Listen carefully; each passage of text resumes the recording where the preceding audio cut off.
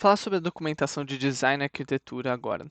Como eu falei, a ideia da documentação de design e arquitetura é justamente falar como as diferentes interfaces do modelo se comunicam, falar um pouco sobre a infraestrutura que está por detrás, né, e quais foram os princípios da solução.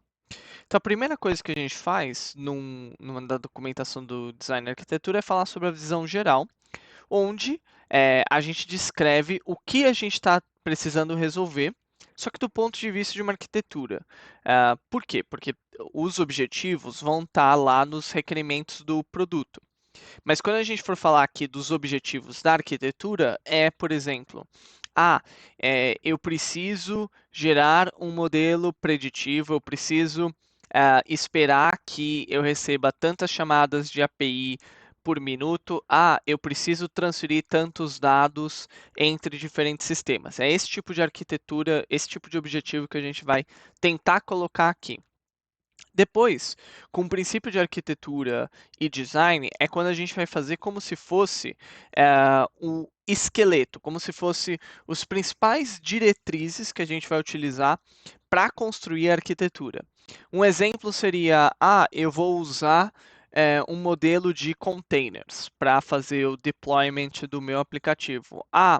Eu pretendo hostear tudo no AWS. Então, aqui a gente vai dizer um pouco das ferramentas que a gente vai utilizar e meio que em grandes linhas como a gente vai fazer em termos de interface. Então, nosso código vai ser todo desenvolvido em Python, ele vai fazer a comunicação entre um container e um bucket S3 do AWS e assim vai. Descrição da história do usuário é a gente pegar as histórias dos usuários relacionadas a design e arquitetura. Isso poderia ser colocar aqui as histórias do usuário que sejam de construção de ETL, que seja da construção de um data store, e assim vai. Detalhes da solução. A gente vai falar um pouco sobre como que a gente planeja fazer a implementação desse sistema.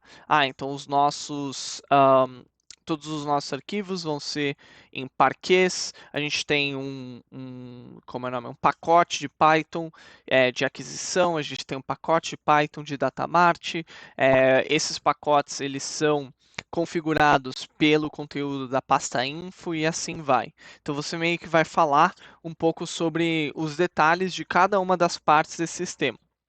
A representação esquemática da solução é de longe a parte mais comum e mais importante dessa documentação, que vocês podem ver mostrada ao lado, por exemplo, que é onde a gente vai falar, o cliente, por exemplo, vai colocar configurações aqui, daí as configurações vão ser usadas para rodar um conjunto de modelos preditivos, esse conjunto de modelos preditivos vai usar dados e mandar dados para um sistema Hadoop, esse sistema Hadoop vai ser utilizado para construir um modelo, esse modelo vai ser passado para o Power BI e o Power BI ou qualquer outra coisa aqui vai ser acessado pelo usuário para avaliar os resultados. Então, meio que o esquemático da nossa solução vai falar de cada bloquinho da arquitetura, como que ele se comunica com os demais blocos. Então, no nosso caso, poderia ser, eu tenho um processo de aquisição, esse processo de aquisição baixa os dados do INEP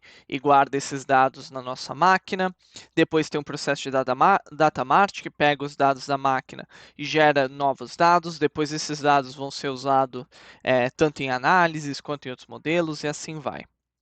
E por último, os milestones, né, que é um pouco do nosso roadmap, dizer qual que é o nosso cronograma, né, o que, que a gente pretende, como que a gente pretende colocar esses pontos de design e arquitetura ao longo do tempo.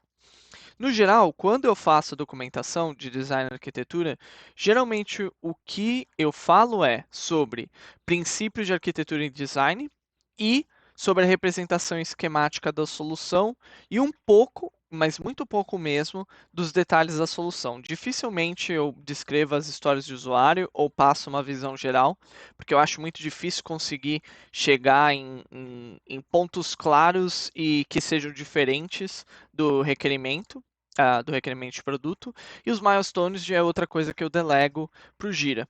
Então, assim, se você fizer especialmente a representação esquemática da solução, você tem ao menos alguma documentação que seja suficientemente útil, na minha opinião, para você conseguir entender as diferentes partes do sistema que você está utilizando na construção desses modelos e análises.